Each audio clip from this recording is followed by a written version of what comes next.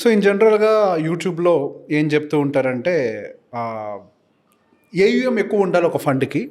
AUM పెద్దగా ఉంటేనే ఆ ఫండ్ బాగా రిటర్న్స్ ఇస్తదని చెప్పేసి చెప్తూ ఉంటారు.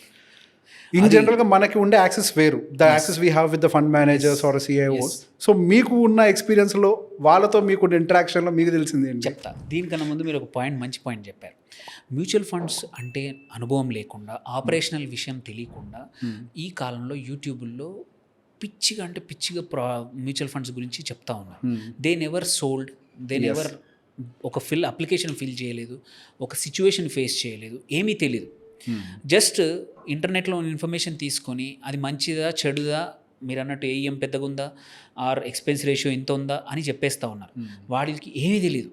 సో అది పట్టుకొని ఈ డైరెక్ట్ ఇన్వెస్టర్సే కావచ్చు ఆరు మన దగ్గరకు వచ్చేవాళ్ళు కూడా అక్కడ ఇది 1,00,000 మంది ఉన్న సబ్స్క్రైబర్ 50 లక్షల మంది సబ్స్క్రైబర్లు ఉన్న ఇతను చెప్పాడు, అది చెప్పాడు నిజమే.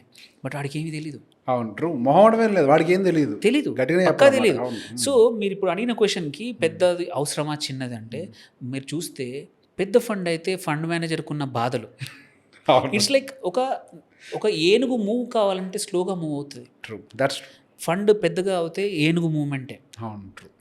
వెరాజ్ ఒక చిన్న కుందేలు తీసుకోండి, ఒక చిరుతపులు తీసుకోండి, ఒక మీడియం సైజ్ ఉంది, అది పరిగెట్టగలుగుతుంది ఎందుకంటే దాని size. Yes. Yes. Same with the portfolio ఒక బియాండ్ అయితే సింపుల్, వెరీ సింపుల్.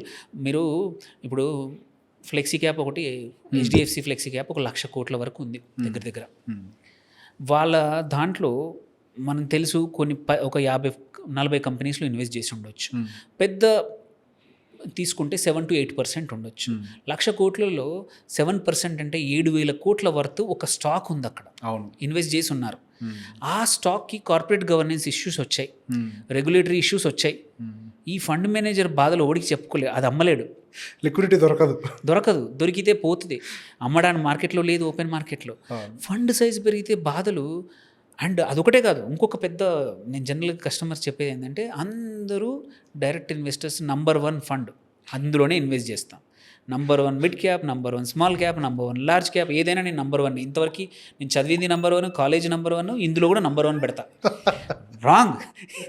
నువ్వు నంబర్ 1 పెడితే ఆ ఫండ్ మేనేజర్కి ఉన్న బాధలు, వాడికి ప్రతి నెల ఇంతకుముందు 1,00,000 కోట్లు ఏఎం వచ్చేది, ఇప్పుడు 5,000 కోట్లు వస్తే వాడికి ఎక్కడ పెట్టాలో తెలియక వాడు పడే బాధలు మనకు చెప్తా ఉంటే అంటే లిమిట్ చేయాల్సి వస్తుంది.